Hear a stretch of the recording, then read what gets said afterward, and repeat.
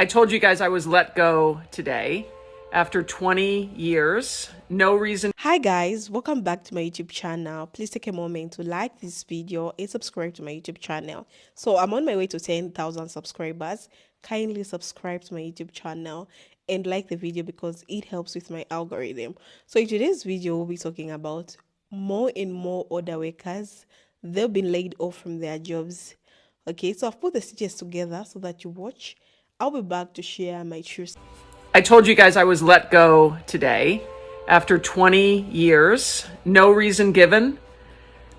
No conversation. No one called me. Just a shitty formal letter. And then I found out that someone I thought had my back was holding the knife. And that's got me kind of shaken.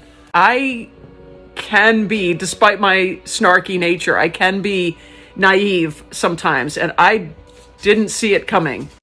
Feeling pretty down. The dogs are helping, of course. They always do. Hi guys.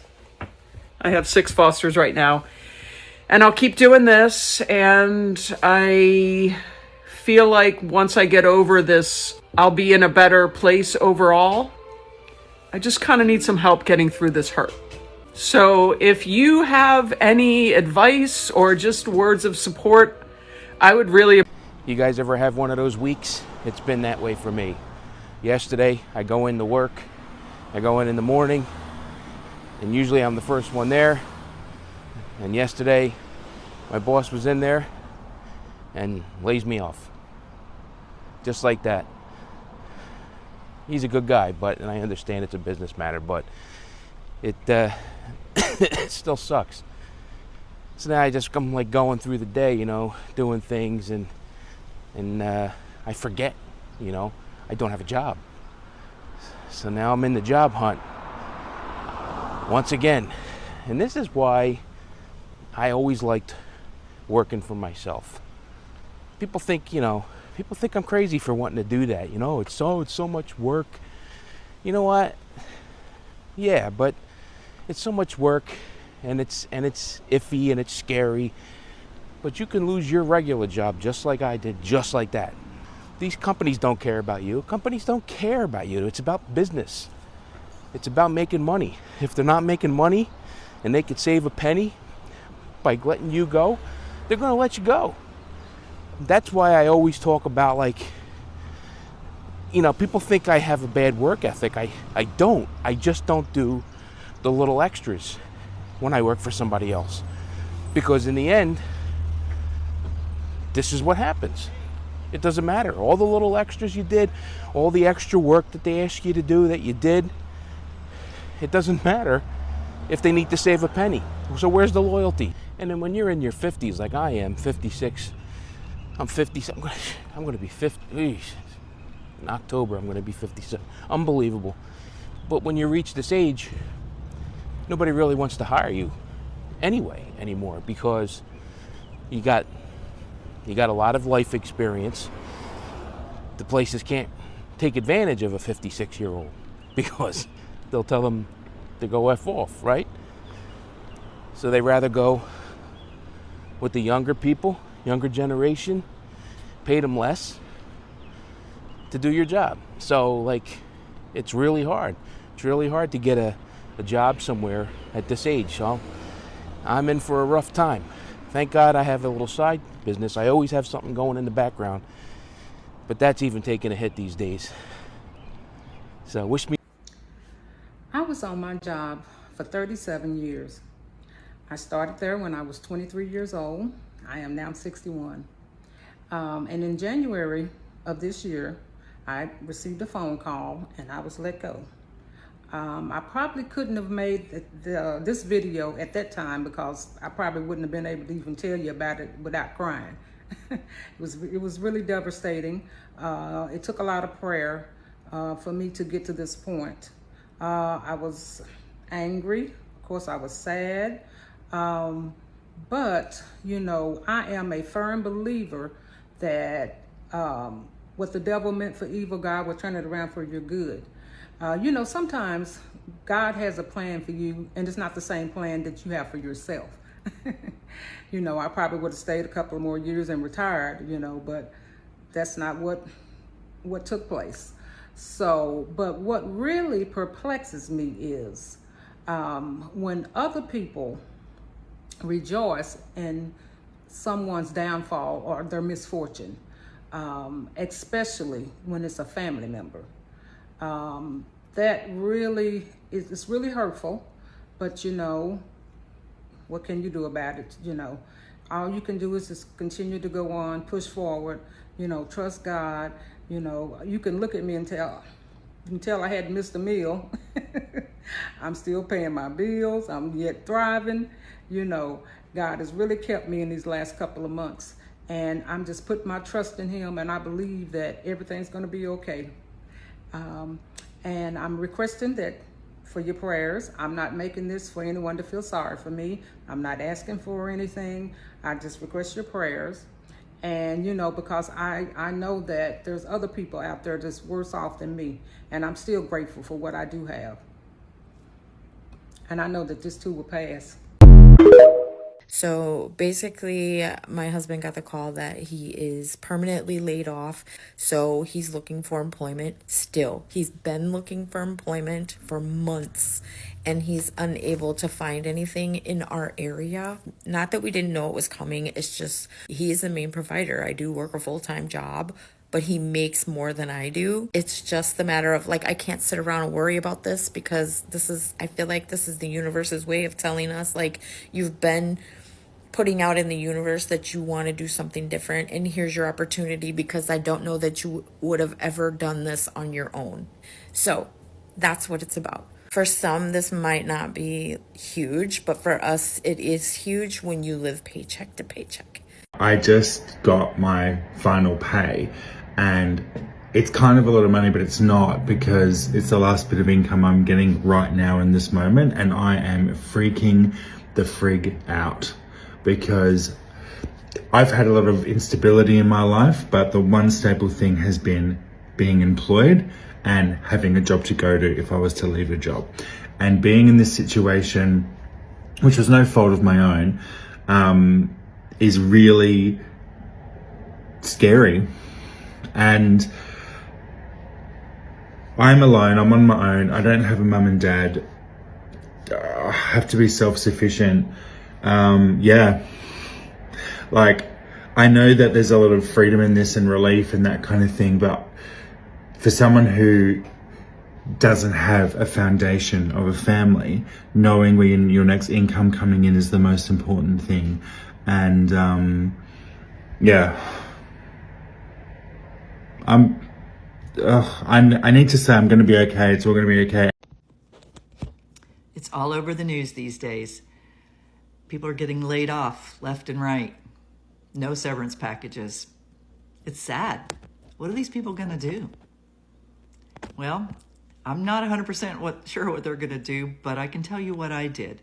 When I opted to retire early, I sought out an online business to help me thrive in retirement. And what I found is that I didn't need any experience. I didn't need any tech skills. I didn't have to create any products. All I had to do was just like plug in. Just plug in. That's all I had to do, and follow the steps. If this sounds interesting to you and you don't want to have to go back out and start all over with somebody else controlling the reins again, you want to be your own boss, put jobs in the comments. I'll send you my guide. Hey world, well, it finally got to me. I just got word that as of October 7th, I work in the medical field. I will be losing my job. Guys, I'm just here also to share my true sense, like what I think about today's video. Other workers are being laid off from their job. So let's start with what we are seeing us around. Companies are changing fast. They are restructuring, downsizing, automation, and outsourcing. And while layoffs affect everyone, there's a pattern that's hard to ignore.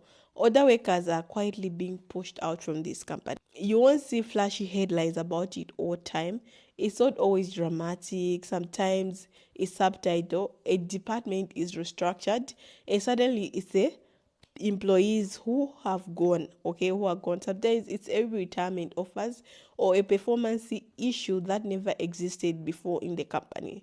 This shift is not just about job loss, it's about identity, it's about value, it's about being told silently, indirectly, that your decades of experience no longer matter in a world obsessed with youth, speed, and tech. So there is also ageism in the workplace, and I'll speak it loud because I've seen it. And another thing is employers might not say it loud, but many prefer younger, cheaper, more moldable workers. They assume other workers are too expensive, too slow to adapt or stuck in their ways. And let's be real, that's not just unfair, it's force. Other workers bring stability, reliability, experience, and deeper institutional knowledge. But instead of being seen as an asset, they are often seen as liabilities because they have been around longer. So let's be honest. When companies cut costs, who do they look at first? The people with the highest salaries. And guess who? Usually earns more after years on the job. That's right, the other ones. They're the ones that they let go more faster because they want to make profit, guys. So let's get deeper. Getting laid off at 25 feels different from getting laid off at 55. At 25, you have the time to expect it to bounce back around, figure things out, start over, but at 55, it's a different game. Other workers may have mortgages, kids, college, or even medical issues. Some are still recovering from financial hits, maybe from economic downturns, maybe from helping families, maybe from unexpected life events, and then suddenly the job is gone. It's not just about a paycheck you lose, it's a routine, it's a purpose, it's a place to go every day, it's a health insurance, it's your sense of wealthy. And the worst part is, for many, it's almost impossible to get back in. You apply for job, but you get no callbacks, no interview, and they love your resume until they see your gray hair or ask about your experience. Suddenly you are overqualified, a polite way of saying you're too old for us. So guys, what happens next? So what do other workers do? Some take jobs far below their skill level, others try to start over a new industry. Many burn through savings. Some just give up, and too many suffer in silence and then don't speak up. And that silence is part of the problem. No one wants to talk about it. There is a shame in getting laid off, especially later in life. People blame themselves. They think maybe I wasn't good enough to do that job. But that's not it. It's a system. It's how the corporate world is evolving, and not always in a good way. Okay, it's just making people feel like they're not worthy. Why this matters to everyone now? You might be thinking this doesn't affect me now. I'm not old. But this is not just an old people issue.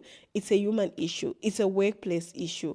And if you're lucky enough to grow old, it will affect you to someday, because now you can be 20. If companies can discard other workers' loyal and experience without blinking, what does that say about how we value people? If we don't fight for the people who built the businesses we work for, the people who trained us, mentored us, showed up after day, who will fight for us when it's our turn?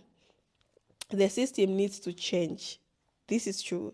We need to have real conversations about protecting other workers.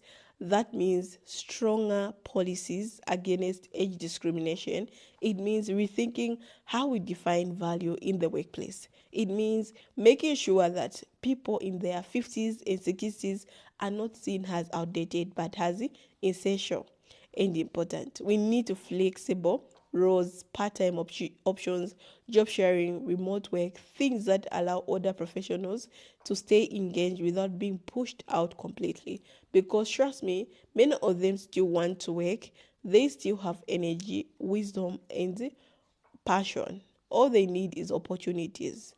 So another thing that I want to talk about, what older workers can do now. So if you're an older worker listening right now, first of all, I see you. I respect everything you have done. But also, what to say? I want to say this. Don't wait for the system to save you. Start preparing now. Update your skills even if you've been in the same job for years. Learn digital tools, build a network, get active on platforms like LinkedIn. Let people know what you bring to the table. Lord, don't be discouraged, and please don't feel ashamed. You have the value. You are not invisible. You have the right to be treated with dignity.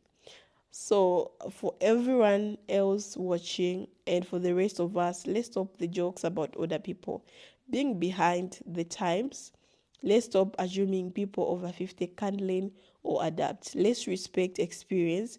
Let's advocate for fair treatment, because ageism is real and it could affect someone you love, or one day it can be you. So let's push companies to create age inclusive workplaces. Let's call out unfair layoffs.